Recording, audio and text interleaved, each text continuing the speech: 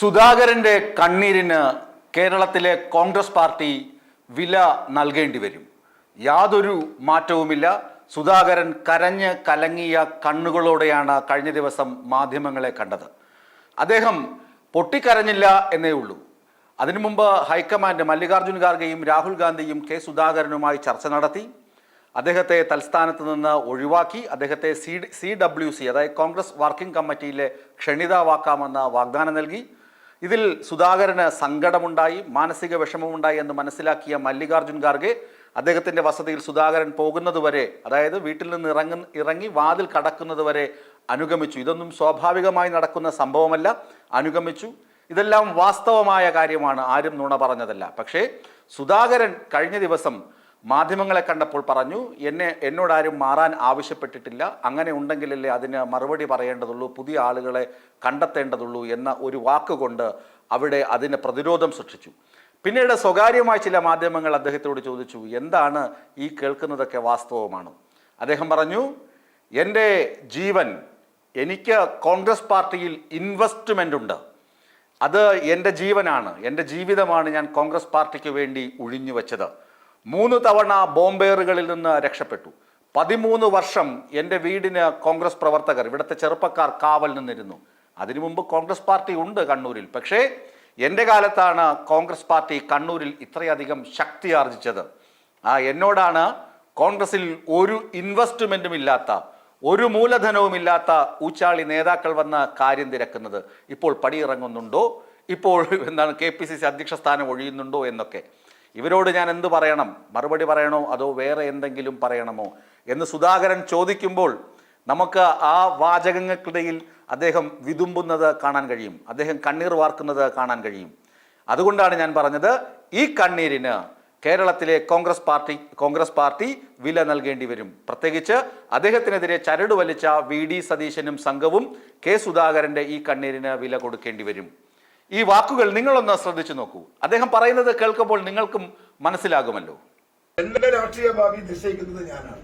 ഞാൻ ഈ കാലം അത്രയും ജനിച്ചു വളർന്ന് കോൺഗ്രസ് പ്രസ്ഥാനത്തിന് വേണ്ടി ജീവൻ കൊടുത്തവനാണ്. ഇന്ത്യൻ നാഷണൽ കോൺഗ്രസിന് കേരളത്തിൽ എനിക്ക് ഇൻവെസ്റ്റ്മെന്റ് ഉണ്ട്, എന്റേതായ ഇൻവെസ്റ്റ്മെന്റ് ഉണ്ട്, അതെന്റെ ലൈഫാണ്, മറക്കണ്ട.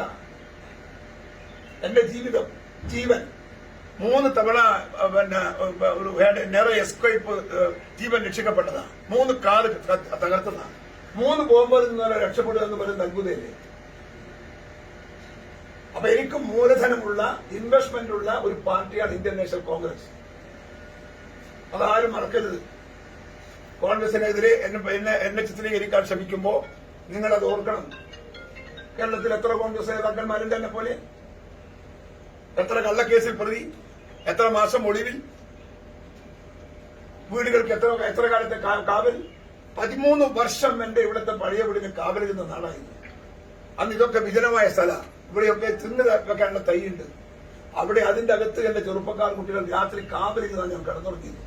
അങ്ങനെ ഉണ്ടാക്കിയ ഒരു പാർട്ടിയാണ് ഇന്ത്യൻ നാഷണൽ കോൺഗ്രസ് കണ്ണൂരിൽ. പാർട്ടി നേരത്തെ ഉണ്ട്, പക്ഷേ ശക്തമായി വന്നത് എമ്മയുടെ കാലയളവില. ഈ ജീവൻ കൊടുത്ത് പാർട്ടി ഉണ്ടാക്കിയ എന്നോടാണ് ഇവരും ഒരു ഇൻവെസ്റ്റ്മെന്റും ഒരു മൂലധനവും കോൺഗ്രസിന്റെ അകത്ത് വരുമ്പോൾ ഇപ്പോഴും നൽകാത്ത ആളുകൾ സുധാകരൻ കോൺഗ്രസ് വിടുന്നോ അല്ലെ കോൺഗ്രസ് വിട്ടു പോകുന്നോ എന്ന ചോദ്യത്തിന് ഞാൻ ഉത്തരം പറയണോ അതല്ല ഞാൻ മറ്റെന്തെങ്കിലും പറയണോ എന്ന് നിങ്ങളും കൂടി ആലോചിക്കും. പിന്നെ കെ സുധാകരന് ആരോപിച്ച് ചാർത്തി കൊടുക്കുന്നത് എന്താണ്? സുധാകരന്റെ RSS ബന്ധം.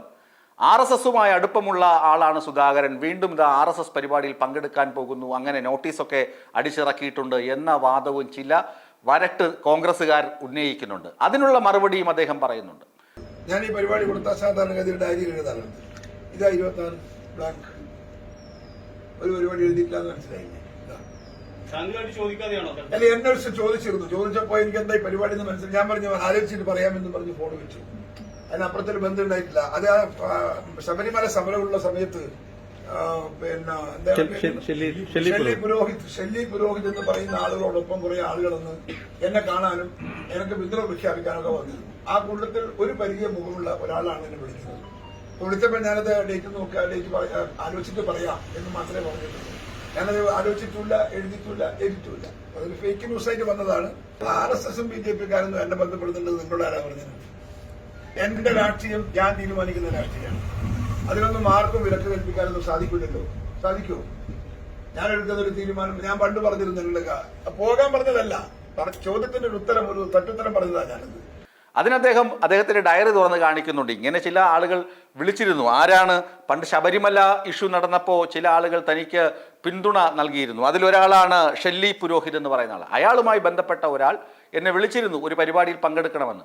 അത് ഡയറിയിൽ കുറിച്ച് വെച്ചു, പരിപാടിയുടെ ദിവസമൊക്കെ. പിന്നീട് അതിനെക്കുറിച്ച് ആലോചിക്കുകയോ അതിനെക്കുറിച്ച് മിണ്ടുകയോ ചെയ്തിട്ടില്ല. അങ്ങനെ ഒരു തീരുമാനവുമില്ല. പക്ഷേ ഇപ്പോൾ പറയുന്നു RSS ബന്ധം ഞാൻ പുതുക്കുകയാണ്. BJPയിലോ RSSലേക്കോ ഞാൻ പോവുകയില്ല.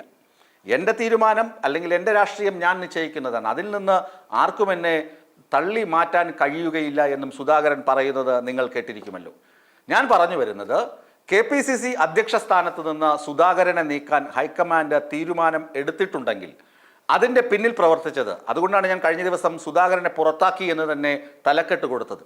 കാരണം അത്രമാത്രം കൃത്യമായാണ് ഹൈക്കമാൻഡ് നടപടികൾ പുറത്ത് അറിഞ്ഞത്, വാർത്തയായും വന്നത്. അതുകൊണ്ട് സുധാകരനെ പുറത്താക്കി എന്ന് പറയുന്നതിൽ തെറ്റൊന്നുമില്ല. സുധാകരനെ മനസ്സുകൊണ്ട് ഹൈക്കമാൻഡ് പുറത്താക്കി കഴിഞ്ഞു. ഇനി സുധാകരൻ അവിടെ ഇരിക്കുന്നത് പുതിയ ആൾ വരാൻ വേണ്ടിയാണ്. ആൻഡോ ആൻ്റണിയോ സണ്ണി ജോസഫോ ആ കസേരയിൽ കയറിയിരിക്കും. സണ്ണി ജോസഫ് ആണെങ്കിൽ സുധാകരന് അധികം വിഷമമുണ്ടാകില്ല. കണ്ണൂരിൽ തൻ്റെ ഏറ്റവും അടുത്ത ആളാണ് സണ്ണി ജോസഫ്. അതുകൊണ്ട് സണ്ണി ജോസഫ് വരുന്നതിൽ വിരോധമില്ല. എന്നാൽ VD സതീശൻ പറയുന്ന പോലെ ഏറ്റവും ജൂനിയർ ആയിട്ടുള്ള ആരെങ്കിലുമാണ് ആ കസേരയിൽ കയറി ഇരിക്കുന്നതെങ്കിൽ ആ കസേരയുടെ മഹത്വം അപ്രത്യക്ഷമാകും എന്ന് സുധാകരൻ കരുതുന്നുണ്ട്. അതുകൊണ്ടാണ് സുധാകരനോട് ചോദിച്ചപ്പോൾ എന്താണ് ഈ കേൾക്കുന്നതെന്ന് ചോദിച്ചപ്പോൾ അദ്ദേഹം പറഞ്ഞത്, എനിക്ക് മൂലധനമുള്ള, എൻ്റെ ഇൻവെസ്റ്റ്മെൻ്റ് ഉള്ള പാർട്ടിയാണ് ഇന്ത്യൻ നാഷണൽ കോൺഗ്രസ്. അതിൽ നിന്ന് ചില ആളുകൾ എന്നെ പിന്നിൽ നിന്ന് കുത്തുമ്പോൾ എനിക്ക് വേദന ഉണ്ടാകുന്നുണ്ട്. അവരോടൊക്കെ എന്ത് മറുപടിയാണ് പറയേണ്ടതെന്ന് സുധാകരൻ ആവർത്തിച്ച് ചോദിക്കുന്നതിൻ്റെ ആഴവും നമ്മൾ മനസ്സിലാക്കണം. ഏതായാലും സുധാകരനെ നിലമ്പൂർ ഉപതെരഞ്ഞെടുപ്പിന് മുമ്പ് മാറ്റി പുതിയ ആളെ പ്രതിഷ്ഠിക്കണമെന്നാണ് ഹൈക്കമാൻഡ് കേരള ഘടകത്തോട് നിർദ്ദേശിച്ചിരിക്കുന്നത്. നിലമ്പൂർ ഉപതെരഞ്ഞെടുപ്പ് ഇങ്ങ് തലയ്ക്ക് മുകളിൽ എത്തിക്കഴിഞ്ഞു. അതുകൊണ്ട് സുധാകരനെ ഇപ്പോൾ മാറ്റുമോ, നിലമ്പൂർ ഉപതെരഞ്ഞെടുപ്പ് കഴിഞ്ഞ് മാറ്റുമോ എന്നൊന്നും നിശ്ചയമില്ല.